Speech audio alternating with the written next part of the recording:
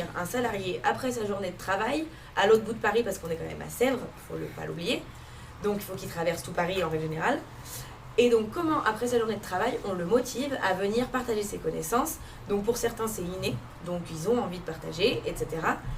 Et pour ceux qui avaient un peu, on va dire, communément la flemme, on a décidé de gamifier la chose. Donc du coup, tout s'est construit sur le modèle de Star Wars. Donc ça veut dire que chaque salarié, donc chaque extien qui va participer aux communautés métiers, suivant son rôle dans l'organisation d'un meet-up, s'il a aidé à organiser, s'il est intervenu, s'il a écrit un article par la suite sur qu'est-ce qui s'est raconté pendant ce meet-up, s'il est juste venu assister à ce meet-up, à chaque fois qu'il y a une interaction avec une communauté métier, il va faire gagner 2 choses. Il va gagner dans un premier temps de l'argent pour sa communauté métier. Donc en fonction de son implication, il y a un butin qui est délivré à chaque fois, qui va directement dans le compte de chaque communauté métier. Et à la fin de l'année, ce butin, il peut être dépensé comme la communauté métier le souhaite. Donc ça peut être faire un super meet-up avec un speaker externe, du coup on lui paye le déplacement. Il y a même des speakers du coup qui des fois demandent rémunération pour venir. Ça peut être payer plusieurs places pour des grosses conférences, donc je pense à React Europe il n'y a pas si longtemps que ça, etc. Et la deuxième chose qu'ils vont gagner du coup, pour eux personnellement, c'est du temps. Ils vont gagner du temps, ce qu'on appelle des GEX, communément dans le jargon, c'est des journées extia. Donc à chaque fois qu'ils vont participer de près ou de loin à une communauté métier, ils vont gagner du temps qui va s'accumuler pour faire des journées extia. Journées extia qui ensuite ils peuvent utiliser comme ils veulent. C'est une journée où ils ne vont pas être en mission chez le client. Et ils vont par exemple venir dans nos locaux chez Extia pour écrire un article avec d'autres professionnels.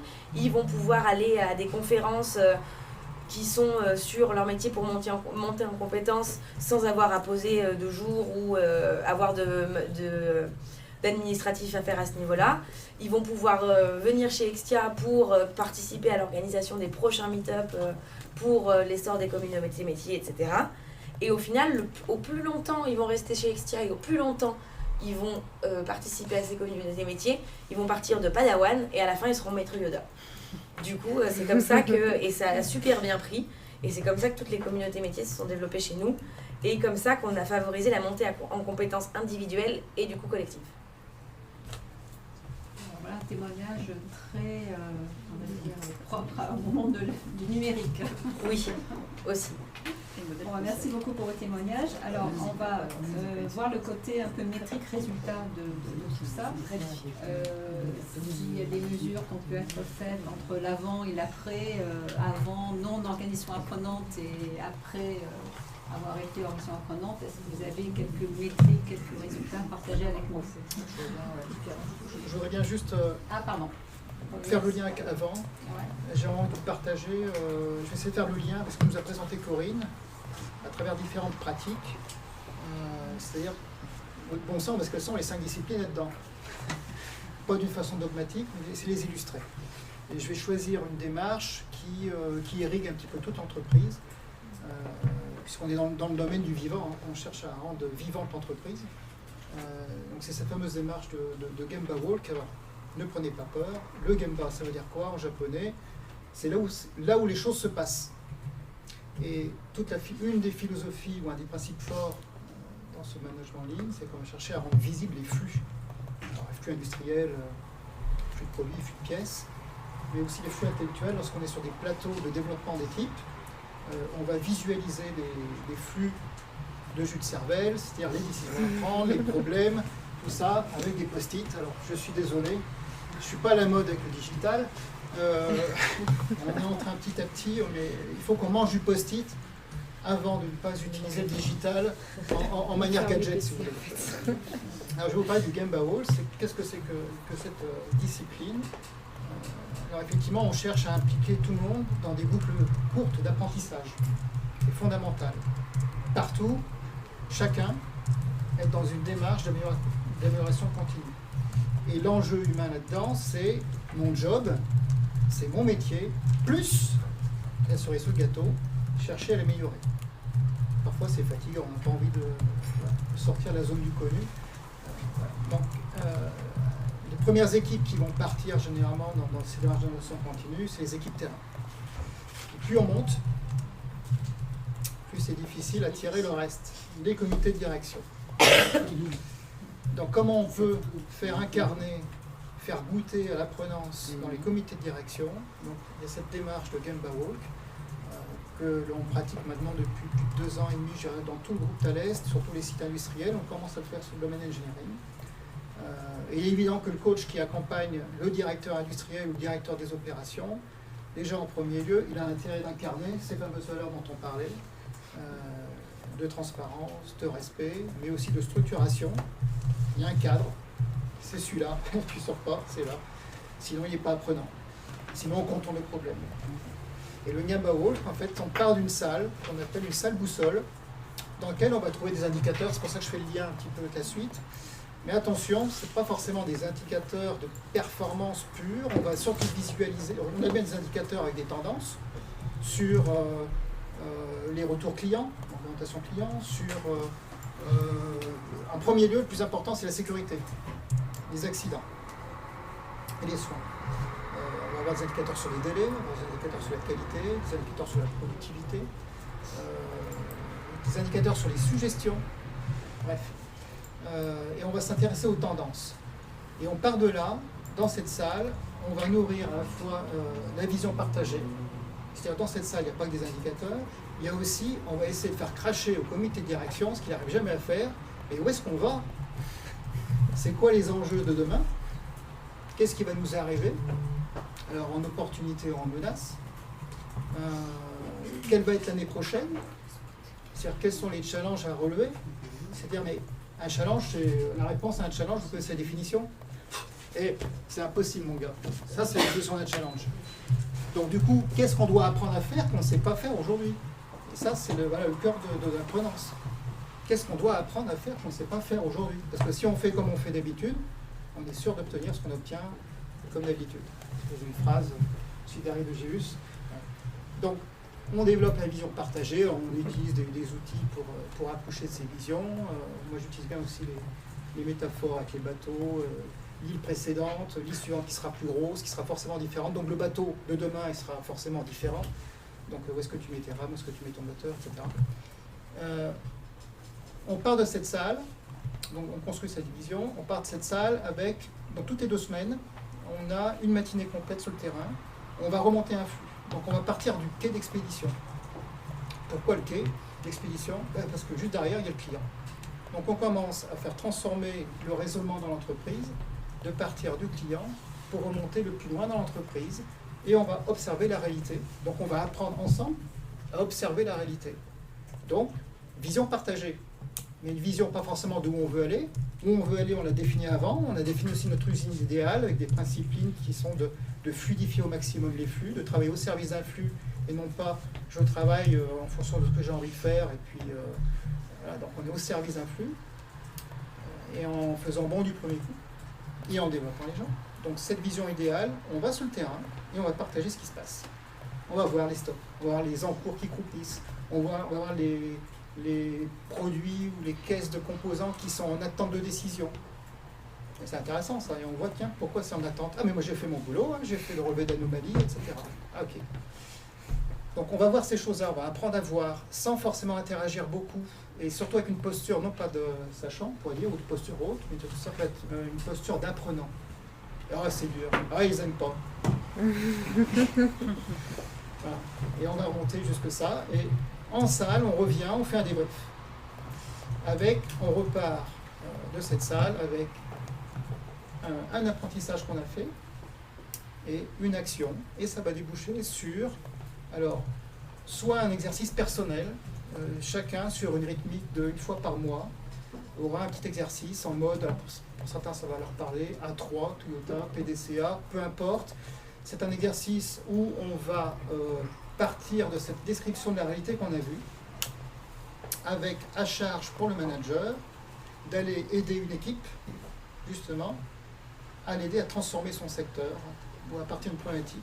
Et c'est en fait le manager qui va se transformer en premier, en utilisant cette démarche qui est, j'apprends à observer, j'apprends à l'équipe à faire des hypothèses sur ce qui ne va pas, j'apprends à me projeter en disant voilà le cadre qu'on veut, et voici la mesure qu'on va mettre en place, et le résultat qu'on veut obtenir. Donc voilà, là on est sur la revue la transformation des modèles mentaux. Tu vois la même chose que moi? Non. Ah bah, j'ai pas la même carte que toi. Ah bah forcément. Modèles mentaux, donc on travaille là-dessus. Maîtrise personnelle, alors elle est vachement liée quand même à l'apprenance en équipe. Parce que ce comité de direction qui est très siloté au départ, on va leur apprendre à travailler ensemble. En binôme, ils peuvent faire aussi des travaux à deux. Voilà. Et prendre la mesure en fait que tout ça c'est une interdépendance totale. C'est que par exemple si quelqu'un apprend, si un directeur financier qui a peur de son chiffre d'affaires en fin d'année et qui va tordre le coup au responsable achat pour lancer des apprends en avance, eh bien, on va consommer la surface, on va avoir toutes nos superficies qui sont occupées par des choses dont on n'a pas besoin tout de suite, par exemple, qui peuvent devenir obsolètes. Du coup, le nombre de problèmes augmente, parce que plus on a de l'eau de stock, plus on a de problèmes. Donc là aussi, on leur fait prendre conscience de cette pensée systémique qu'il est impératif d'avoir, parce que tout est lié. Qu'est-ce que j'ai oublié? Maîtrise personnelle, attention créatrice, alors là, oui, c'est sûr que... donc on va entraîner les collectifs, soit sur des petits chantiers d'amélioration continue, soit sur des chantiers individuels, à se projeter, qu'est-ce qu'on veut obtenir, comment on va le rallier. Et une tension créatrice, ça s'accompagne toujours de... C'est ça que ça se passe, hein, les émotions qui travaillent. Je suis sûr que j'en ai mis une, peu importe, en tout cas en termes de résultats pour faire le lien, les exemples concrets sur la ponctualité. On a mis ponctualité, mais j'ose même pas le dire tellement géant par rapport à mon collègue de Volvo qui lui a 10 ans d'avance en ligne, on a mis une ponctualité de 60%. Et donc, en faisant en sorte que le manager qui est en charge de la supply chain s'implique, transforme ces rituels qui étaient aussi en salle de direction et les anime sur le terrain, plus près du quai, avec les acteurs, avec des modes prototypes. Hein. On a fait du paperboard, des post-it, tout ce qu'on veut. On est monté à 86%. On a aussi d'autres exemples. Un des cadres que l'on met en place, c'est le flux continu tiré-lissé, qui n'a pas que pour but de réduire les stocks, mais qui est surtout de mettre en place un cadre apprenant avec des balises. C'est-à-dire qu'on va baliser le terrain avec du management visuel, on va dimensionner les encours, des stocks. Tout ça pourquoi? Alors on cherche à faire moins. Pour l'instant, je ne m'évanouis pas, mais c'est vrai qu'il est chaud. On va chercher aussi à transformer visuellement nos flux pour en apprendre quelque chose. C'est ce que je disais tout à l'heure. Si un management visuel n'est pas accompagné de commentaires, d'hypothèses de cause, de tiens, on va expérimenter ça ensemble, ça n'a aucun intérêt. Et là, on est dans un mode bureaucratique. Donc, un des travers et un des modèles mentaux qu'on peut goûter, c'est, je t'en donne un, on aime bien regarder l'échafaudage. Première tentation, lorsqu'on met en place un management visuel, s'il n'y a pas justement les commentaires, les petites choses qui vont bien et ce qu'on apprend, les gens vont s'engouffrer là-dedans et vont adorer le mode gestion. Et ils vont remplacer un système, peut-être à base de RP par exemple, voilà, par autre chose à base de post-it. C'est pas le but. On doit avoir forcément des indicateurs pour voir où on s'améliore ou pas, mais surtout, le management visuel n'est qu'un échafaudage, n'est qu'une interprétation de la réalité. Et ce qu'on va chercher à faire, c'est lire directement la situation sur les fils, sur le terrain, ou sur des plateaux de développement aussi. Voilà, donc le piège, c'est ça, c'est qu'on regarde l'échafaudage et on oublie la cathédrale qu'on est en train de construire derrière. J'en aurai plein de modèles mentaux maintenant. Des exemples concrets de résultats. Alors, des exemples concrets. Pour l'avant et l'après, quoi. Ouais. Alors, donc le parti pris, ça a été de ne pas mesurer. Par contre, la mesure, elle peut se faire assez facilement. La première, c'est qu'on existe encore. La deuxième, c'est qu'on recrute. La troisième, c'est qu'on a passé des transformations qui, on le dit tous, hein, en 2003, si on nous avait dit qu'on en prenait pour 15 ans, personne n'aurait signé. maintenant, une page se tourne parce que les deux dirigeants là, qui sont passés la même pendant 15 ans, là, ça a complètement changé. Donc nous, on est en organisation permanente, hein, on vit avec. Mais des fois, on vit mal. Et maintenant, le résultat pour moi, c'est qu'on se le dit, déjà. Et qu'il y a l'espace pour le dire. Donc, ça, c'est un résultat. C'est-à-dire que le client-fournisseur, la relation client-fournisseur qui a fait qu'on a commencé ces démarches d'organisation apprenante, eh ben, il faut savoir qu'il y a 3 ans, on nous a demandé de ne faire qu'un. juste, vous imaginez, on ne savait pas ce que c'était, on croyait qu'ils voulaient nous faire mourir, on a réussi à travailler en collectif avec eux, et puis à un moment donné, on dit, ben maintenant il faut que vous travaillez ensemble avec la même vision partagée. Pardon, c'est compliqué quand même, hein. Et tout ça, c'est des communautés métiers d'experts qui se connaissent. Ils sortent tous du même moule d'école, on sort tous des mêmes trucs. Donc en fin de compte, il y a une espèce de schizophrénie entre on se voit à la réunion des anciens, mais par contre on ne se parle pas en réunion, etc. Et donc ça, il faut le reconstruire à chaque fois. Moi je dis, c'est une perpétuelle remise en question. Et donc on continue à apprendre. Et si on se met là-dedans, on ne va pas se perdre. Voilà. Donc, pour moi, c'est un résultat. Un autre résultat qui est factuel, c'est que ces dirigeants nous ont offert un bouquin.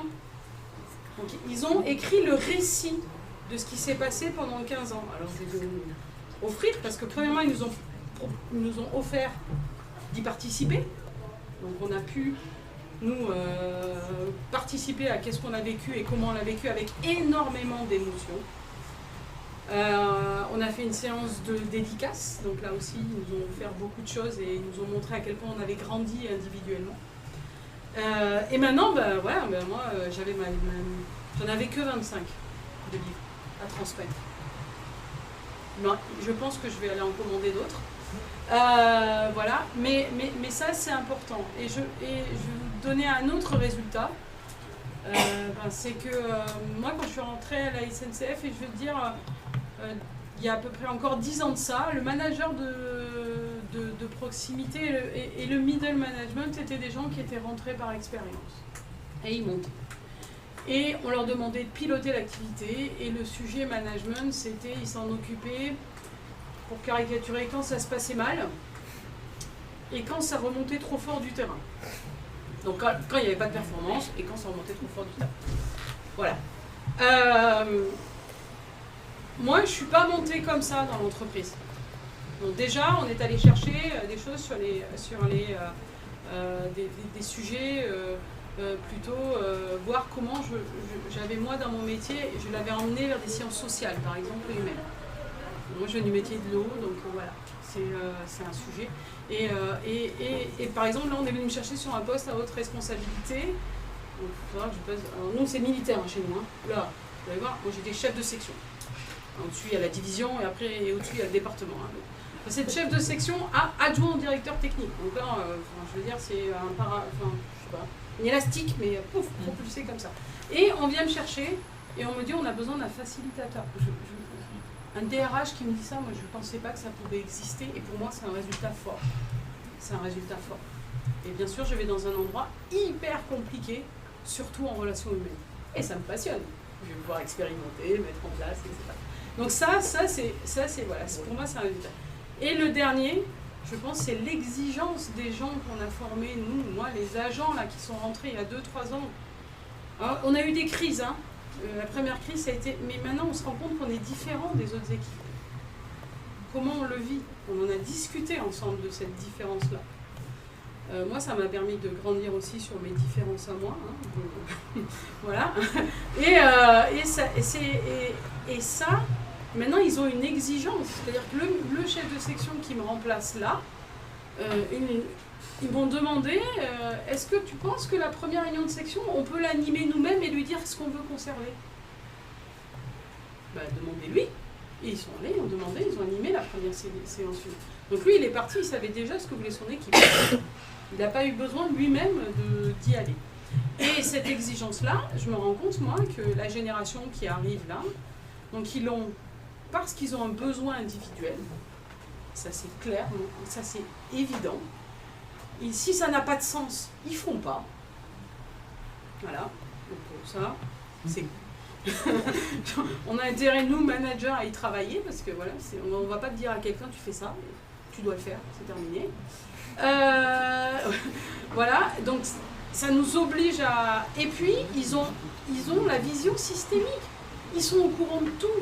Ils ont choisi, pour certains, leur métier en fonction de ça. Alors nous, dans le métier de l'eau, on parle plus de... Moi, je suis hydraulicien à la SNCF. J'ai encore une fois entendu un des agents qui est là depuis 3 ans qui dit « Je m'occupe d'eau à la SNCF et dans les territoires. » Waouh! Ça, c'est un résultat fort. Et eux, ils ne vont pas le lâcher. Donc je pense que le principal résultat, c'est que même si au-dessus, personnellement, je peux émettre des doutes sur que la direction garde ce cap et que ça vienne d'en haut, je peux moi émettre des doutes. Le middle management, il y a quelques essaims qui ont été formés. Donc ceux qui ont envie, ils ont compris que même si on ne leur donnait pas l'autorisation, bah, ils pouvaient le faire quand même. Donc ça se fera. Et si au-dessus ça pousse, en dessous ça pousse, moi je ne vois pas comment ça ne peut pas continuer. Jérôme, oui, au niveau indicateur, alors on avait des nouveaux indicateurs depuis le début d'année. Et comme je l'ai dit, l'engagement fait partie vraiment de ces indicateurs. Alors c'est tout jeune, on n'a pas encore les résultats, et ce qu'on avait, c'est une enquête qui se déroulait généralement tous les 2 ans, et sur laquelle on avait des résultats qui étaient pas bons, et qui venaient du fait que historiquement on avait eu beaucoup de réorganisation, et notamment Renault Trucks, donc il y avait vraiment une démotivation des personnes. Et puis depuis cette année, en fait, on a cassé ce schéma managérial, et ma mission maintenant, c'est plus d'organiser ces fameux, ce qu'on appelait des plans personnels de développement, qui se faisaient, donc on avait des objectifs qui se définissaient en début d'année, on faisait une revue au milieu d'année, et puis à la fin d'année, on faisait le bilan, puis on disait voilà le plan de développement pour l'année prochaine. Et depuis cette année, en fait, on a cassé ce process, et les objectifs sont partagés hebdomadairement avec les équipes. C'est-à-dire, ma mission, c'est toutes les semaines, on revoit les objectifs. Et les objectifs de début d'année sont peut-être pas forcément les mêmes que ceux qui vont être en milieu d'année. Et ils vont changer constamment. Et une de mes volontés, un de mes indicateurs aussi, c'est de faire en sorte que les objectifs viennent des personnes, viennent des collaborateurs. Et pas forcément de moi. Je donne des directives, mais je souhaite que les objectifs soient vraiment des objectifs individuels et des objectifs qui permettent le développement de la personne et qui permettent vraiment de construire un plan de développement individuel. Et à cette revue qu'on fait maintenant de manière hebdomadaire, je passe maintenant, comme je vous l'ai dit, j'ai beaucoup supprimé mes réunions où vous n'avez pas de valeur ajoutée, et je passe beaucoup plus de temps avec mes équipes en face-to-face, en pratiquant le feedback. Alors pour l'instant, c'est moi qui le pratique vis-à-vis de mes collaborateurs, mais ce que je souhaite beaucoup, et j'espère que l'année prochaine ça portera ses fruits, que surtout mes collaborateurs commencent à me donner de retour, parce que pour moi c'est important comme manager, donc c'est un de mes deuxièmes objectifs, et j'espère atteindre l'année prochaine. Et on a aussi cassé cette fameuse enquête qui se faisait de manière annuelle ou biannuelle maintenant, parce que c'était tellement lourd.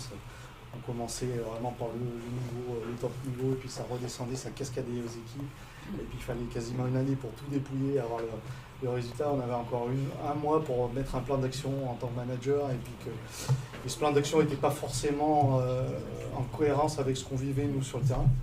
Et on a remplacé ça par ce qu'on appelle des poll checks. Donc moi, en tant que manager, j'ai comme outil en fait un outil informatique, un survey, un self-survey. En fait, je peux questionner mes équipes, envoyer ce survey de manière, je peux le faire à n'importe quel moment. Quand je sens qu'il y a une problématique, quand je sens qu'il y a un besoin, je peux déclencher ce survey et récolter le résultat.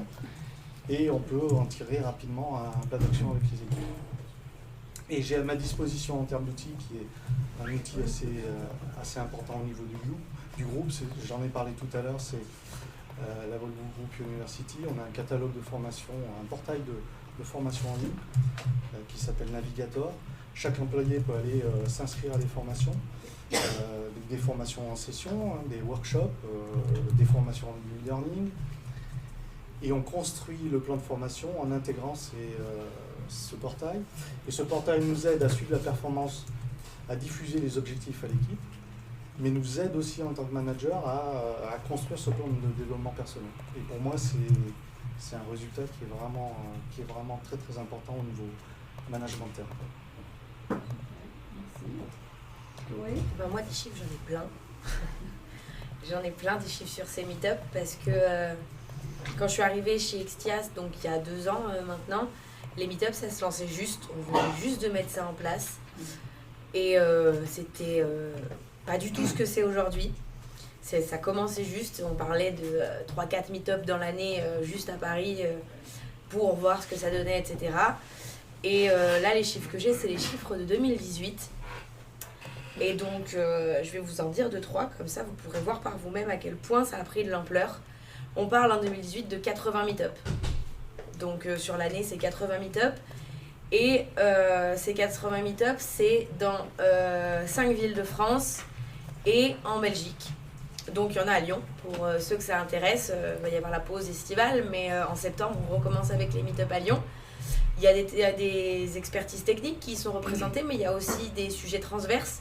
On a ce qu'on appelle la communauté Feel Good, qui est une communauté où, par exemple, il y a quelques mois, on s'est réunis à Lyon avec nos consultants qui sont venus parler de leurs expériences de vie extraordinaires. Donc on avait un consultant qui faisait de la plongée sous glace au Groenland, qui est venu nous en parler. Et donc du coup, pour moi, je trouve que c'est quelque chose de bien, ces meet-up, parce que ça permet la montée en compétences dans des sujets et des domaines qui sont très techniques et qui sont spécifiques à des métiers et des domaines d'activité. Mais ça permet aussi de grandir personnellement et individuellement par l'expérience que d'autres ont pu avoir.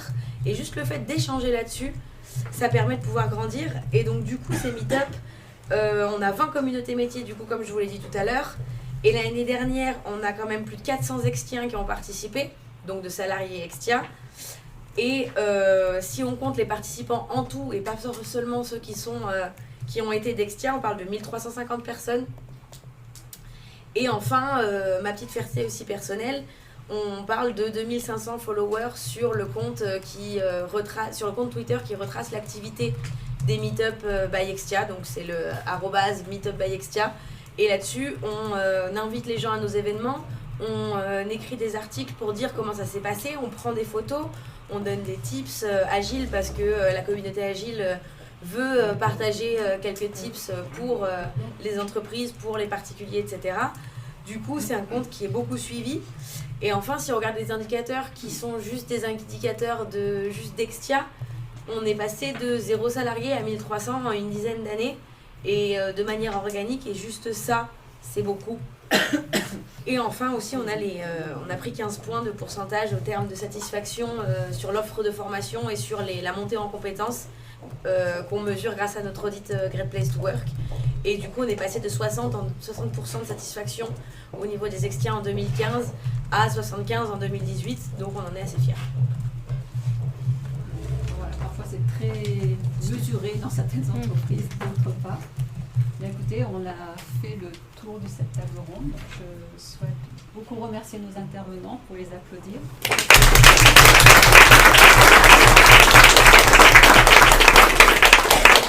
vous invite à reprendre votre place, puisque maintenant nous allons écouter Céline du FEMA. Par contre, Bastien, il est là. Je vais se remettre une clé USB.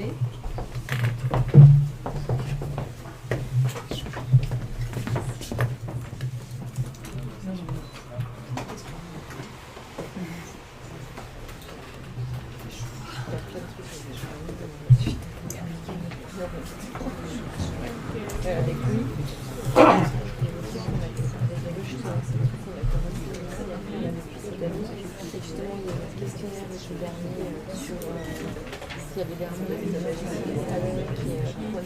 peur de votre croissance appliquée dans cette vidéo-là. Ça, c'était de 0 à 1 million, 0 à 1 million, c'est 0 à 1 million. Donc, c'est déjà énorme. Et du coup,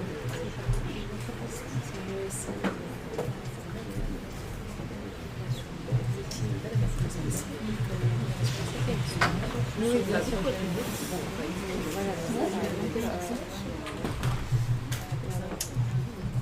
Bonjour à toutes et tous. Vous tenez encore coup, ça va? Je m'appelle Céline Buffet-Aymar, donc je travaille pour le groupe Volvo depuis 2004.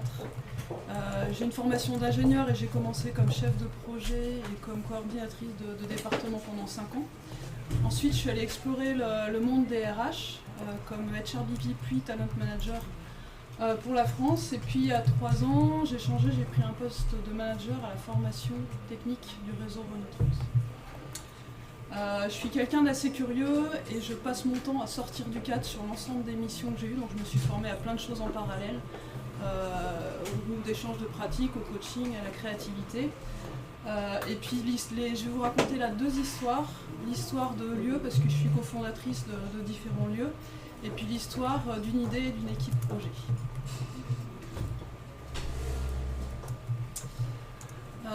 Donc ces 2 histoires, elles commencent en mai 2015. On est dans un contexte un petit peu particulier dans le groupe Volvo, puisqu'on a eu coup sur coup 2 plans de sauvegarde de l'emploi où il y a 600 postes qui ont été supprimés. Et donc c'était aussi l'époque où dans le groupe Volvo il y avait des salles de créativité qui se créaient, des salles plutôt high-tech où il y avait un certain budget qui était investi. Et donc quand est venu le tour d'en créer une à Lyon, en fait on était dans ces contextes-là et les budgets ont été gelés, il n'y a pas eu de création de salle. Et on a été une petite poignée d'employés à se réunir, à se dire nous on veut quand même montrer que le site de Lyon n'est pas mort, qu'on existe, et on a envie de créer ces lieux un petit peu différents, on va pouvoir travailler différemment.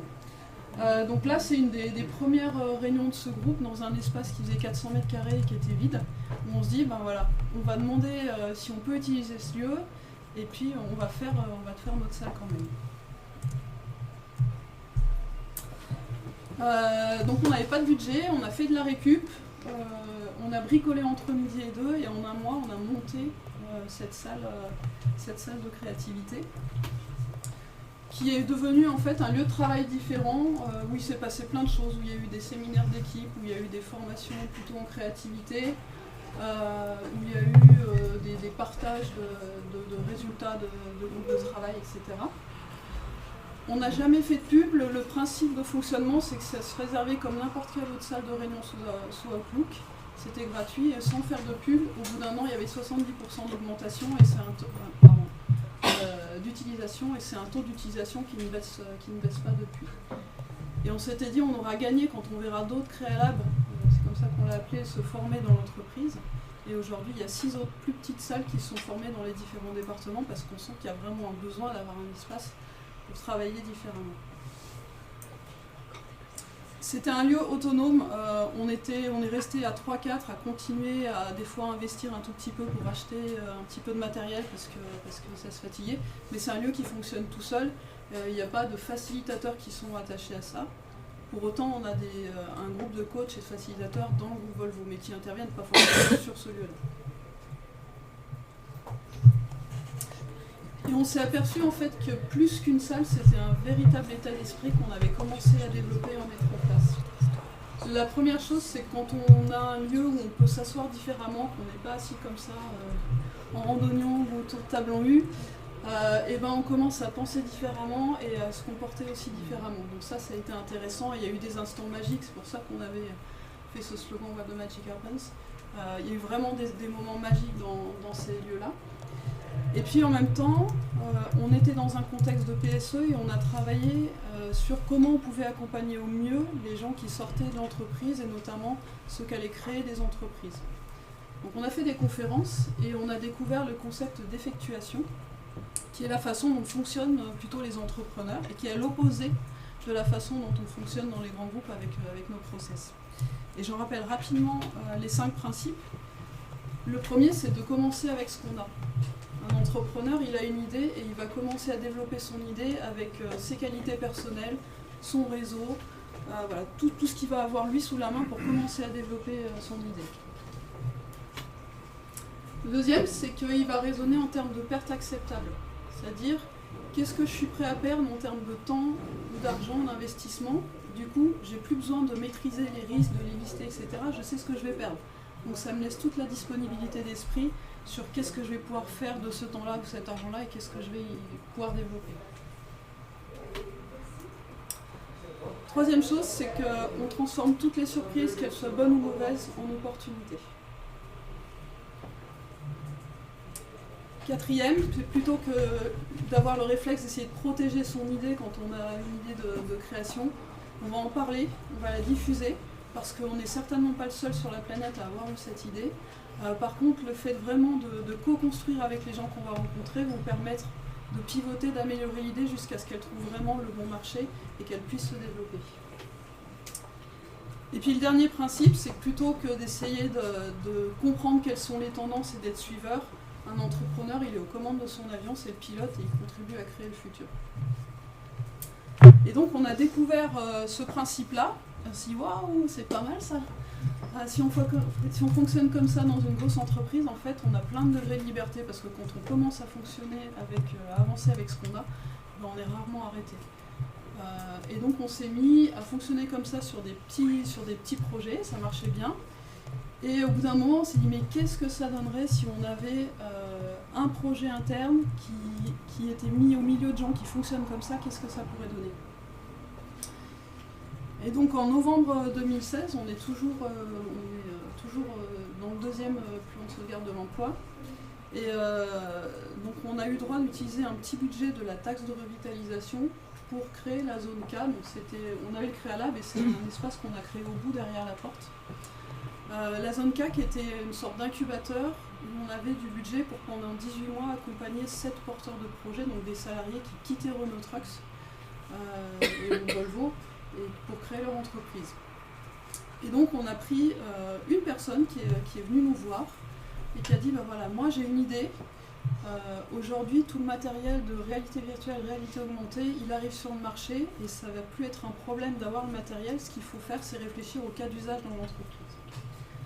Et on lui a dit, ben Banco, écoute, si tu as envie de tester quelque chose, tu viens et puis bienvenue au sein de la zone K. Donc la zone K c'était ça, c'était un petit espace, du budget pour financer 18 mois d'animation, 7 startups qui étaient en création, un projet interne avec Bertrand, que vous voyez ici. Et la façon de fonctionner, c'était qu'ils étaient assez libres, mais tous les mardis, il y avait un débrief hebdomadaire en commun avec Grégoire de Wow qui animait. Donc ils présentaient tous, chacun leur tour, où est-ce qu'ils en étaient. Et c'était des temps extrêmement forts parce qu'en fait, même s'ils travaillaient sur des projets complètement différents, que ce soit les projets externes ou projets internes, ils étaient tous ressources les uns pour les autres. Et donc ça leur permettait de se développer, de faire avancer leur projet. Quand il y en a qui étaient un peu au fond du trou, il y en avait toujours qui étaient en haut, donc ça redonnait de l'énergie et ça donnait un fonctionnement extrêmement intéressant. Et donc Bertrand, là, il est parti tout seul, sans budget, sans équipe projet, sans mandat, sans rien du tout, juste avec son idée.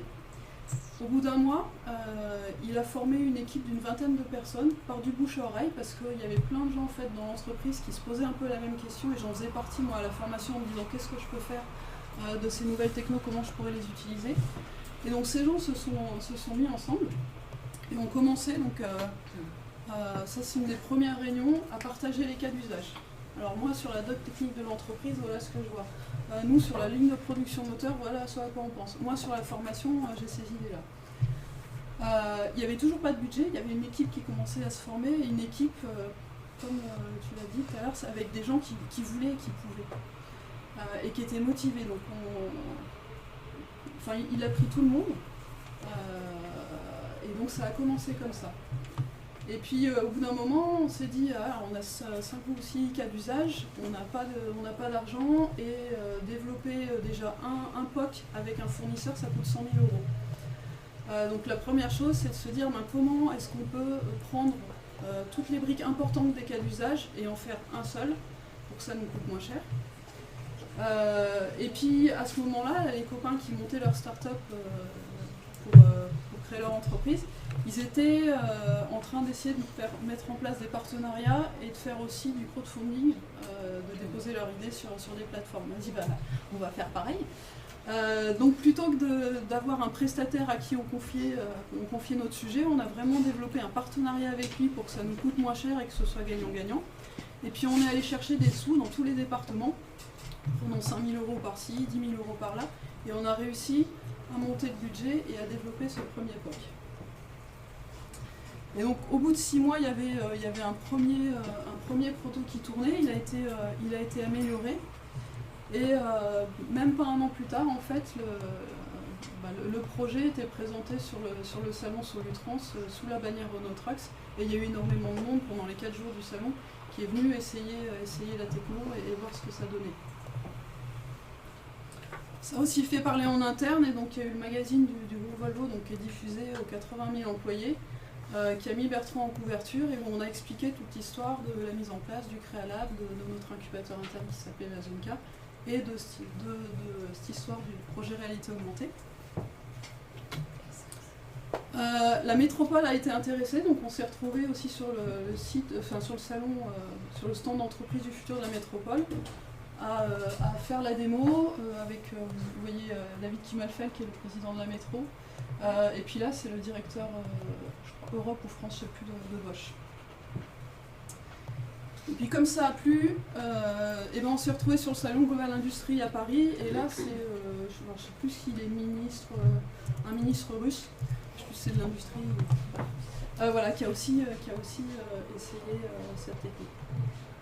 Donc petit à petit, de quelqu'un qui part avec une idée et rien du tout, en un an, voilà, on arrive à ce type de résultat-là parce qu'il y avait juste une équipe de gens qui étaient motivés et qui ont eu un raisonnement d'intrapreneurs et qui sont allés chercher les moyens de développer leur idée.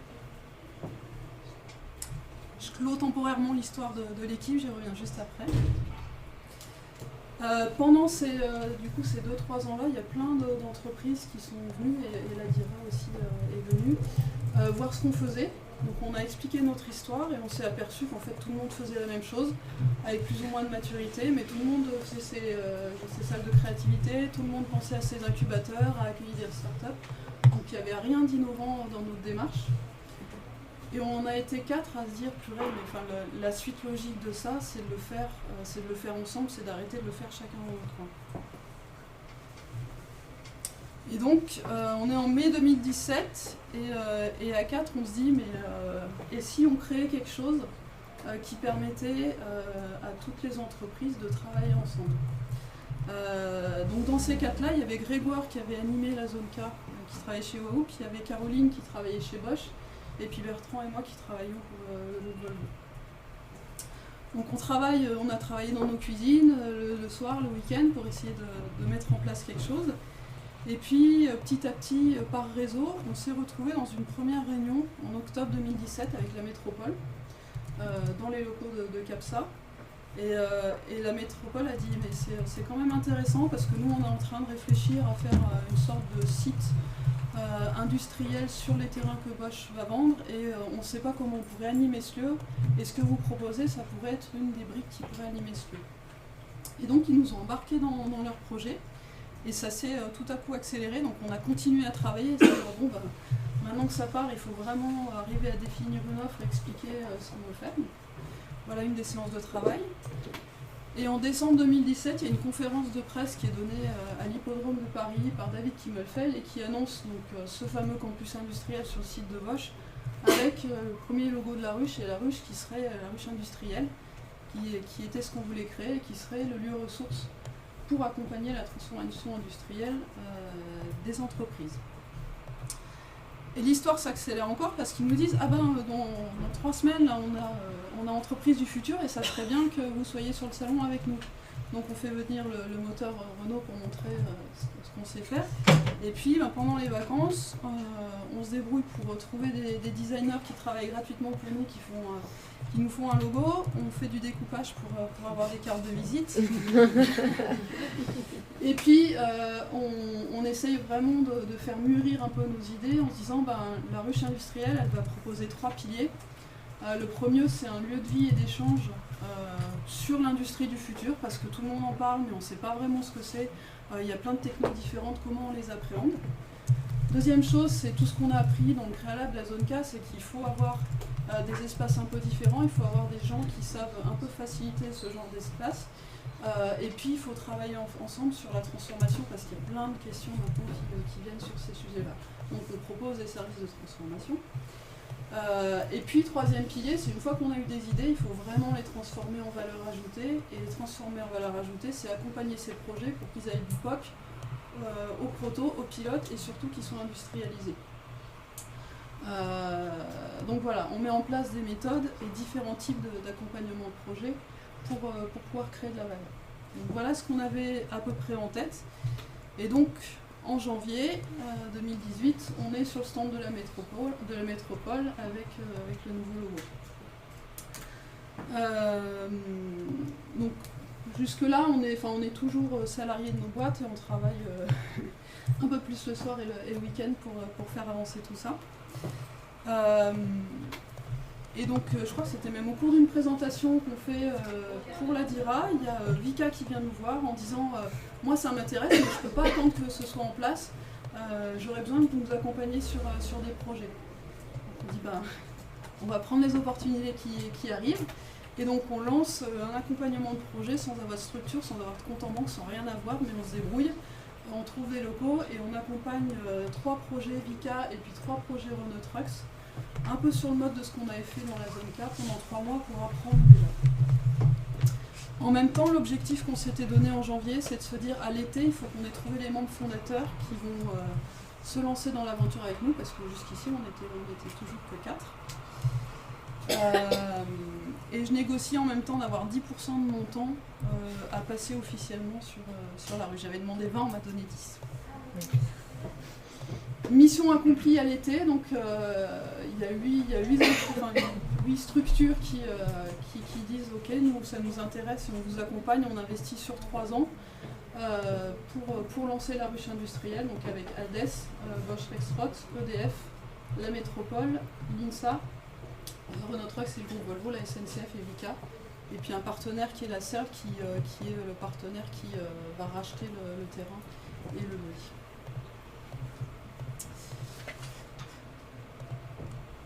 Et donc en septembre 2018, on passe de 4 à un petit peu plus.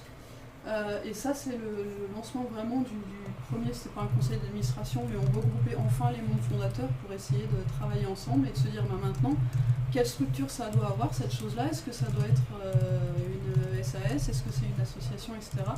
Donc on a eu un gros travail de fait à l'automne pour savoir quelle forme ça devait prendre. Caroline, en même temps, qui est ici, quitte Bosch pour vraiment se lancer dans l'aventure et donner vie à ce projet. Et Grégoire décide, lui, de rester chez Wahoo et d'arrêter le projet pour vraiment se concentrer sur son job chez Wahoo. Donc on reste 3 cofondateurs à faire continuer le projet. Bertrand et moi, on est toujours salariés du groupe. En octobre, donc toujours pareil, on n'a toujours pas de structure, mais on trouve des moyens pour organiser une Learning Expedition en Suède. Et donc on emmène des représentants de toutes les boîtes que vous avez vues juste avant. Et là, ce qu'on apprend, ce qu'on constate en Suède, c'est qu'il y a un alignement assez incroyable entre ce que veut le gouvernement, ce que disent les régions, les départements, les villes, les entreprises et l'université. Et on rentre en se disant, c'est vraiment tous ensemble qu'on arrivera à faire quelque chose, et donc il faut vraiment aligner tout le monde. Et donc on fait le forcing pour avoir la métropole, l'INSA dans les membres fondateurs et d'avancer ensemble. Et de se dire il faut encore qu'on aille chercher d'autres structures pour qu'on ait les 3 domaines représentés, les entreprises, les institutions et puis les écoles et la recherche. C'est en alignant tout le monde qu'on va arriver à faire quelque chose. On passe des heures et des heures et des heures et des heures avec les juristes des entreprises pour monter avec 8 structures des statuts d'une association à but non lucratif, interentreprise. Et donc le 7 mars 2019, au salon Global Industrie, là il y a le lancement officiel de la ruche industrielle sur le stand de la métro avec tous les résidents qui viennent signer le tableau. Et donc voilà, c'est vraiment là qu'on sort de l'ombre et qu'on dit la ruche industrielle est créée. Pour autant, les locaux sont toujours pas prêts, les statuts sont pas finis de signer, le business plan n'est pas terminé. Donc depuis le 7 mars, on est vraiment en train de finaliser la structuration de cette association. En même temps, Bertrand négocie de changer de poste chez Volvo et un détachement à 50% pour la ruche et puis 50% sur des projets d'innovation à mener à la ruche. Donc là, à ce moment-là, on a Caroline à plein temps, Bertrand quasiment à plein temps. On recrute aussi Noémie qui est là pour nous aider à développer la ruche. Moi, je reste pour l'instant à 10% de mon temps. On en a beaucoup parlé ce matin, mais voilà, ce qu'on aime bien, c'est rejoignez l'intelligence collective. Encore une fois, c'est qu'en se mettant tous ensemble, ça change tellement vite aujourd'hui que c'est qu'en se mettant tous ensemble, on arrivera à partir d'une feuille blanche et à faire quelque chose. Alors, on ne connaissait pas encore Peter Senge, les 5 disciplines et tout ça. Nous, on avait lu le bouquin de François Taddei qui s'appelle Apprendre au XXIe siècle. En écoutant ses confs, il dit, dans une société apprenante, il parle même de planète apprenante, si quelqu'un a appris quelque chose, la personne qui apprendra ensuite la même chose va l'apprendre plus vite. Et on se dit, c'est pas bête ça quand même, et nous on aimerait participer à ça. Donc on se pose la question, on n'a pas encore la réponse, c'est comment est-ce que la ruche industrielle peut être une organisation apprenante et comment on rentre vraiment dans cette dynamique-là. Et puis en même temps, on rencontre 2 personnes, Tiffaine Bonnet et puis Angélique Figari, qui ont créé, il y a vraiment peu de temps, quelques semaines, la Maison de l'Apprendre sur Lyon, avec dans l'optique de faire du territoire métropolitain un territoire apprenant. Et là, donc là, on leur dit, mais pour nous, c'est quoi une organisation apprenante? Parce qu'on connaît le mot, mais on ne voit pas trop ce qu'on met derrière. Et elle nous dit, c'est comment est-ce que l'on crée de la porosité entre des structures qui concourent à un objectif commun. Donc voilà, on avait à peu près ces 2 trucs-là en tête, avant que je discute avec Annick, qui m'ouvre d'autres horizons. Mais voilà, on était parti là-dessus en disant il faut qu'on avance dans cette direction. Et on le traduit aussi comme ça en disant on est vraiment tous enfermés dans nos silos, dans nos boîtes, et il y a des jeux politiques et on va tous en crever de ça. Ce qu'on veut faire à la ruche, c'est vraiment ouvrir tous ces silos et travailler en réseau, en écosystème autour des thématiques. Mais attention à recréer des silos d'écosystèmes. C'est vraiment la vigilance qu'il faut avoir, mais en s'ouvrant, en travaillant ensemble, on va plus vite, on va plus loin. Et puis la deuxième chose qui est importante pour nous et qu'on a fait depuis le début, c'est qu'on commence par faire pour apprendre. On n'attend pas d'avoir toutes les conditions qui soient réunies, sinon on n'aurait toujours pas commencé. Mais on lance les actions dès qu'on en a l'opportunité. Et donc sur le premier pilier, comment petit à petit on s'acculture à l'industrie 4.0, on a l'opportunité de faire des conférences. Donc on en a déjà fait 2, il y en avait une sur design thinking et puis il y en a une sur l'utilisation de la voix aujourd'hui dans l'industrie. Sur le deuxième pilier, justement, il y a à la fois nous on avait ces idées-là, puis il y a plusieurs boîtes qui sont venues nous voir en disant les organisations apprenantes, ça nous pose question. Bon d'accord, on monte un groupe, et puis on va discuter tous ensemble déjà pour échanger, voir ce que chacun connaît et comment on peut apprendre ensemble. Et puis, pareil, sur les projets, on lance notre deuxième accompagnement de projet sur 3 mois. On lance aussi un projet inter-entreprise avec une des entreprises qui vient nous voir en disant nous ça on ne sait pas faire, on n'y arrive pas, on ne sait pas faire, et l'autre entreprise à côté qui dit moi cette techno là moi je la maîtrise donc je peux vous aider, et une troisième qui dit non moi ça m'intéresse, une quatrième aussi. Donc il y a 4 entreprises qui sont parties sur un projet et qui avancent ensemble en mettant en commun des ressources et puis de l'expertise. Et puis on retrouve aussi notre équipe du projet Réalité Augmentée, donc, qui a quitté les locaux de Volvo. Donc toutes les 2 semaines, ils se réunissent à la ruche, ils ont continué à développer.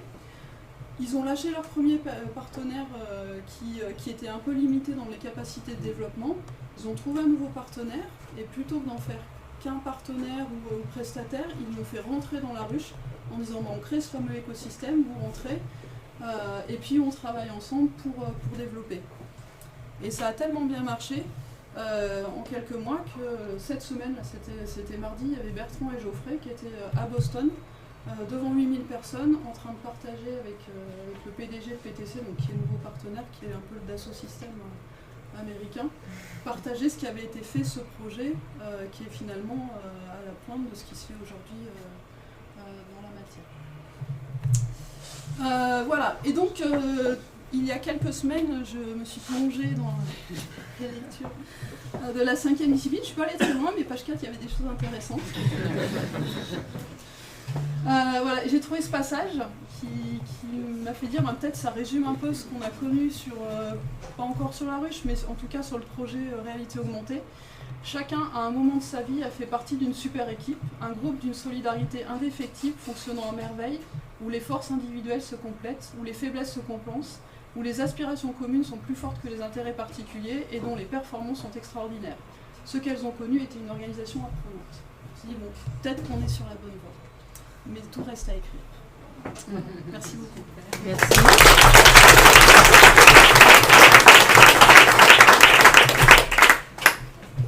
Bien, bravo Céline d'avoir fait le lien en si peu de temps entre Peter Senge et puis toute votre expérience. Corinne, un petit mot sur cette expérience, qu'est-ce qu'elle vous inspire? Oui, alors une réaction spontanée, oui, les 3/4 des organisations apprenantes sont organisations apprenantes avant de le savoir. Effectivement, le moteur de l'apprenance, c'est l'action. Donc on commence, on expérimente et ensuite on se rend compte que ce qu'on a fait, c'était de l'organisation apprenante. Donc là, on est tout à fait dans la lignée de ça. Hein. C'est une vraie organisation apprenante, mais qui a appris à partir de l'expérience. Très belle expérience. Connexia aussi, il est lié à la personnalité du fondateur. Oui. Et oui, alors autre chose sur cette citation de Peter Senge, ça montre tout à fait pourquoi est-ce que l'apprenance et la psychologie positive font bon ménage. Parce qu'on est vraiment sur comment tirer le meilleur des personnes et comment aller chercher plutôt l'expérience positive et à partir de ce fil du positif, arriver à transformer l'expérience en apprenance. Et nous, on travaille beaucoup sur le rapprochement entre psychologie positive et apprenance. Bon, je vous ai promis un temps questions-réponses, donc je vais peut-être demander aux intervenants de revenir sur l'estrade, entre guillemets, un mot qu'on n'aime pas, n'est-ce pas, Cicely?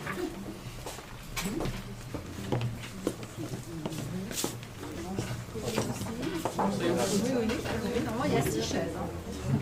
On peut créer une nouvelle expérience. Voilà, est-ce que parmi vous, vous avez des questions que vous aimeriez poser à un des intervenants pour clarifier certains points ou avoir d'autres informations qu'on n'a pas abordées dans cette matière?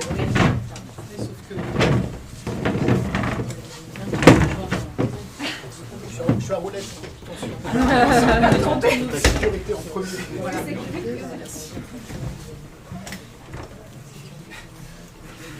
Oui. Oui, bonjour. Moi, il y avait un point que j'ai pas très bien compris en fait au début. C'est quelle différence vous faites entre la vision partagée et l'apprendre ensemble? Parce que j'avais La vision partagée, c'est l'idée que soit à partir d'une vision prédéterminée, on va partager cette vision avec d'autres personnes et faire en sorte d'avoir une seule vision, ou alors on co-construit la vision tous ensemble. Et l'apprendre ensemble, c'est comment, et c'était très bien explicité parce que Céline racontait là, comment est-ce que chacun qui détient une partie du savoir va pouvoir l'apporter aux autres et comment ce savoir collectif va avoir une valeur ajoutée plus importante que le savoir individuel de chaque personne. Et comment, grâce à ça, on peut monter des projets, aller plus loin dans une stratégie. C'est pas vraiment de la vision partagée, on est plus sur comment on apprend les uns des autres et comment on se partage des expériences, comment est-ce qu'on profite du savoir-faire et du savoir-être de chacun pour contribuer à un projet, pour contribuer à construire quelque chose. Oui, du coup, en faisant ça, on construit la vision partagée. Oui, sachant que la vision c'est plus théorique et que l'apprendre ensemble est plus pratique, on va dire, on est plus dans l'action, dans l'apprendre ensemble et on est plus dans la vision, donc dans le business plan, dans le business model, dans la vision. Je peux compléter? Oui. Je me souviens, c'est comment on passe du jeu, travail chez Thales, à du jeu au nous, c'est mon entreprise, c'est notre entreprise. C'est l'entreprise dans laquelle je travaille, c'est mon entreprise. Aussi la vision partagée. C'est un changement de mindset, hein. On n'y arrive pas du jour au lendemain, on comprend bien. Donc c'est comment on se projette en termes de finalité, contribution au monde, de mission, l'entreprise, comment je me situe, c'est les valeurs, c'est tout ça, l'animation de la vision partagée. On a tendance à dire. Complément. Oui, c'est un complément intéressant. C'est la vision partagée, c'est la somme des visions individuelles. C'est très important de partir de la vision individuelle de chacun pour construire une vision partagée.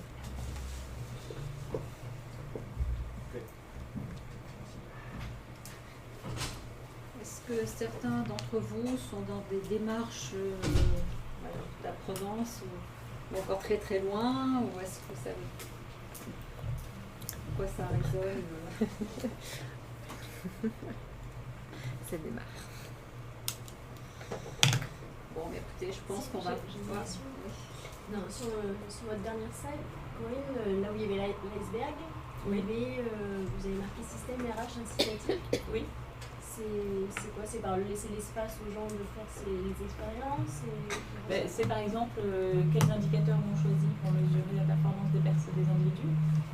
Est-ce qu'on change d'indicateur? Est-ce qu'on aligne ces indicateurs sur les 5 disciplines par exemple? Qui est-ce qui disait, je ne sais plus, de vous que dans ces indicateurs, c'est comme je sais l'engagement. Jérôme. Sur l'engagement. Qui disait qu'un de ses plus gros indicateurs cette année, c'était l'engagement de ses collaborateurs. C'est énorme. Après, pour compléter, il faut le voir au sens large. C'est-à-dire que le sens RH, ressources humaines, dans les grandes entreprises, il y a l'institution RH, qui est elle-même très silotée. Mais le rôle d'un manager pour développer les compétences, l'épanouissement de son collaborateur, des collaborateurs, et préparer l'avenir, travailler en coopération, c'est ça les rôles managériaux. Et si on les prend et on les inscrit, et alors nous on a fait un travail là-dessus entre managers, à la fois manager d'équipe et manager transverse projet. C'est-à-dire un chef de projet a un rôle managérial, un maître d'ouvrage a un rôle managérial. Et ça met et ce sont les mêmes. C'est-à-dire que pas avec les mêmes visions partagées, mais grosso modo ce sont les mêmes. Et du coup, nous on a travaillé là-dessus collectivement, on a réussi à en mettre 5. Et dans un des sujets qui est complètement transverse, c'est le sujet de la compétence. Et du coup, si on le prend transverse avec les 5 disciplines et les questions, on est forcément dans des sujets de savoir. Ok, on est de l'ingénierie, de l'expertise, il la faut. Il y a les nouvelles technologies qui arrivent, il faut se remettre en question sur ces savoirs, c'est indispensable. Mais sur des sujets de savoir-faire et de savoir-être. Et quand on commence à discuter là-dessus avec des managers, ingénieurs, les sujets de savoir-être, de posture, quand ils rentrent dans des évaluations de ressources humaines, ça commence là à devenir très intéressant, et notamment dans les désaccords. C'est-à-dire, 2 managers n'ont pas la même vision d'un agent sur ces aspects de savoir-être, et pourtant on peut en discuter. Donc, ça, c'est... Ah, il y a des questions, la seule fois. Est-ce que vous pensez que si une organisation apprenante fonctionne, si la direction n'est pas une démarche apprenante? Et deuxième question, c'est savoir, du coup, vous qui avez vécu ça, aujourd'hui vous avez un besoin, un espace de liberté qui a du coup besoin de s'agrandir. Et du coup, est-ce que ça remet pas en cause le concept de l'entreprise plus en termes long terme?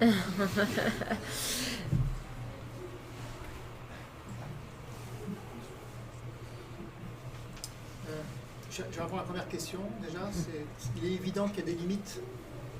Si c'était le cas, puisqu'on est parti du milieu, et si ça ne peut pas tirer là-haut, si on n'arrive pas à débunker, si on n'a pas le mandat pour agir, et on a beau incarner une vision partagée et la rendre la plus manifeste possible en disant on veut transformer l'organisation en organisation apprenante, si en haut ça ne veut pas bouger, voilà, c'est quand même très difficile. Il y a de l'exemplarité. y a de l'exemplarité. La remise en question la remise en question personnelle, on ne peut pas la demander si on ne la fait pas soi-même. Enfin, typiquement, c'est ça, quoi. Moi, je pense qu'il y a quand même quelque chose qui est très important par rapport à ça. Et à la fois, peut-être retenir dans le concept d'effectuation dont a parlé Céline, l'idée qu'on fait avec ce qu'on a. C'est-à-dire qu'on peut, en tant qu'équipe dans une organisation, commencer quelque chose. Après, il y a une règle absolue, c'est la règle d'en parler le moins possible. Et de ne pas nommer aussi les choses. Et nous, d'ailleurs, dans nos accompagnements vers les organisations apprenantes, souvent, on conseille aux organisations, mais y compris même quand la tête est d'accord, de ne pas nommer l'organisation apprenante parce que ça n'a pas de sens, c'est compliqué comme terminologie, les gens ne comprennent pas de quoi on leur parle, donc il vaut mieux ne pas dire qu'on fait de l'organisation apprenante, il vaut mieux dire voilà, on essaye quelque chose, des nouvelles manières de travailler ensemble, des nouvelles manières voilà, on nomme les choses de manière plus simple, sans dire qu'on va aller vers l'organisation apprenante. Pourquoi Parce que ça fait peur? Parce que ça fait peur et parce que les personnes ne comprennent pas, ne savent pas quoi mettre derrière cette terminologie apprenante qui en anglais learning est beaucoup plus différenciante du côté apprentissage et en français ne veut pas dire grand chose apprenant. Alors nous il y a moi j'ai vécu ça, c'est-à-dire que on a fait en marchant, on a expérimenté beaucoup moi, j'ai entendu parler d'organisation apprenante il y a 3 ans et un jour on m'a dit tu as vécu assez de choses et tu fais vivre assez de choses pour aller à une formation organisation apprenante. Et ce que tu disais, c'est vrai, c'est qu'en fin de compte, c'est à cette formation que j'ai aperçu, je fais ah bah ouais, mais en fin de compte là j'y suis. Mais bien sûr j'ai encore à apprendre et je le sais, mais là je me dis ah mais mince, mais là je pensais pas à en être et donc la prise de conscience de ça, pour moi, elle a été très brutale, vraiment. Donc, je pense qu'il y a le côté, vivre les choses. Ouais. Vous avez d'autres questions, oui ? Oui, j'avais une question et une réflexion tout d'abord. C'est vrai que nous, on travaille sur tout ce qui est notion d'organisation dite en mode agile. C'est-à-dire qu'effectivement, le manager, c'est pas celui qui donne des ordres, c'est celui qui facilite. C'est-à-dire qu'il met en connexion les bonnes personnes au bon moment et qui remet le collaborateur au centre. Et partir de la notion que le management, ça ne concerne pas que les managers, mais ça concerne tous les collaborateurs. Donc voilà, on travaille là-dessus. Et quelle différence vous faites entre cette organisation dite en mode agile par rapport à une organisation dite apprenante?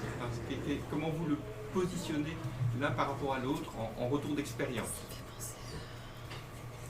Alors, ça devient de plus en plus compliqué de répondre à cette question parce qu'aujourd'hui, il y a beaucoup de mouvements de libération d'entreprises, de choses qui se mettent en œuvre et du coup, beaucoup de pratiques s'interconnectent. Aujourd'hui, on parlait de porosité tout à l'heure, il y a beaucoup de porosité entre les différents courants de pensée. C'est pour ça que moi, j'insiste sur la dimension que met en avant Peter Senge, qui est vraiment... on travaille sa maîtrise personnelle en même temps qu'on travaille le collectif. Il y a la dimension individuelle et la dimension collective qui vont de pair. On ne peut pas travailler l'un sans travailler l'autre. On n'arrivera pas à transformer une organisation vers l'organisation apprenante si on n'accepte pas une remise en question profonde du point de vue individuel. Et moi, je pensais aussi à quelque chose, donc faire avec ce qu'on a. Ça veut dire qu'il n'y a pas de recette sur l'étagère. C'est-à-dire que il faut tester, il faut créer. Des fois, on rate parce qu'on ne connaît pas bien le public et on se rate complètement. Et puis, on en apprend quelque chose, on ne reposera pas les mêmes questions. Et ça, de toute façon, ça veut dire qu'on va butiner un peu partout et qu'on en fait quelque chose, je veux dire, sur mesure, tout le temps. Ça répond à une question que les gens posent beaucoup, qui est comment on s'y prend, comment on commence. Et il n'y a pas de chemin, il n'y a pas de début, il n'y a pas d'arrivée, il n'y a pas d'étape, il n'y a pas de méthode. Et du coup, vous partez des problèmes que rencontre l'équipe, des demandes de plus haut, ou des objectifs que vous avez. Si tout va bien, les objectifs sont corrélés au problème. Si tout va bien, les objectifs sont corrélés au problème. Alors, moi, en fin de compte, j'ai ce souci-là, cette exigence-là, quand je fais un cadrage de quelqu'un qui me demande à quoi ça sert. Et ça peut servir alors que ça sert au premier niveau, et puis après, aller chercher les autres. Et ce que j'expliquais tout à l'heure dans l'exemple, qui était de se dire, ok, il y a une demande de l'équipe, mais qu'est-ce que je pourrais faire pour que ça réponde également à des objectifs et des finalités d'entreprise et voire d'organisation apprenante. Donc du coup, voilà, ça peut être de l'entreprise, de la performance, de la satisfaction client, mais ça peut être aussi en termes d'organisation apprenante, etc. Mais il ne faut pas... alors, moi, j'ai des agents j'ai découvert 2 talents là-dessus. J'ai des agents qui ont des visions stratégiques très impressionnantes. Donc, quand on fait les cadrages, je peux au moins confronter avec eux. Ce qui est peut-être pas forcément le cas de mes pairs sur ces visions stratégiques. C'est important d'avoir vraiment une corrélation entre les objectifs de terrain et les objectifs stratégiques, parce que c'est ce qui donne vraiment la vision aux personnes de pourquoi on fait ça. Et si on n'a pas cette corrélation, on perd cette vision et on perd l'engagement, on perd la motivation de l'équipe. Je crois qu'il y a encore 1 ou 2 questions. Il y a une question à laquelle on n'a pas beaucoup répondu, c'est celle de comment on fait quand on a cette liberté en interne et comment on fait vis-à-vis de l'entreprise. Je vois que les personnes de l'entreprise répondent pas trop. Ouais, je pense. Ouais, je pense qu'après, ils savent pourquoi ils nous gardent. Ça encourage à être subversif. Mais il y a une question. Bien sûr. Ça sert. À quoi ça sert? Ils savent que ça sert. Bah oui, le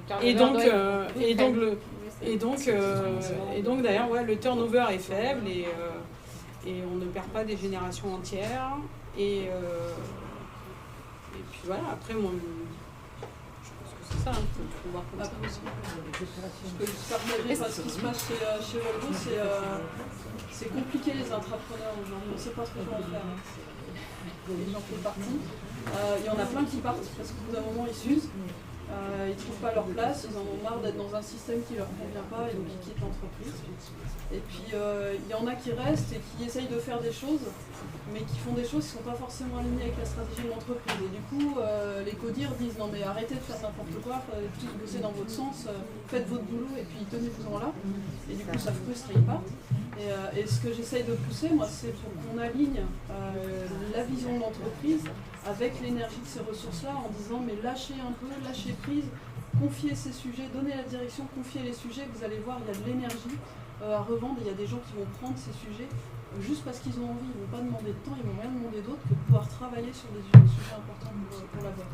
Donc une façon de les garder, c'est d'ouvrir les chakras des codiers et de lâcher prise là-dessus. Nous, on a créé 2 filiales en innovation technique également. Il y a deux sujets qui ont émergé de travail collaboratif et de recherche d'innovation en rupture il y a une dizaine d'années. Et ça s'est terminé, ils ont créé une filiale et les membres fondateurs sont devenus des directeurs qui faisaient ça partie d'une idée. Et voilà, donc il y a 2 filiales qui ont été créées en expertise sur le sujet. La filiale drone, par exemple, qui n'était pas non plus quelque chose qui était évident pour nous de ne pas aller voir les choses avec ses pieds le long des voies. Physiquement. Donc c'était... Ouais, je vais répondre pour la liberté individuelle. Parce que j'ai fini par comprendre à quoi je servais et oser le faire maintenant à fond la caisse et sans limite. C'est lorsqu'on réussit à obtenir des transformations. C'est pas un changement, une évolution. Une transformation, c'est qu'on met en cause, on met à plat, on s'y prend complètement différent, on met en cause des croyances. On change, on obtient des modifications de comportement en modifiant des croyances, pour monter encore plus haut, jusqu'au niveau des rôles. Et parce que tout ce qu'on a essayé avant, on fait toujours du plus de ce qu'on sait faire d'habitude, et ça ne fonctionne plus.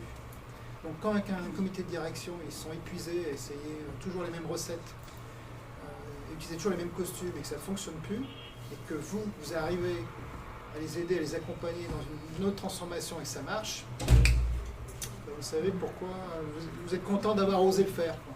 Et après on vient vous chercher. Super, eh bien, on terminera cette table ronde sur ces belles paroles. Un grand merci aux intervenants, encore une fois, d'être venus parfois d'aussi loin.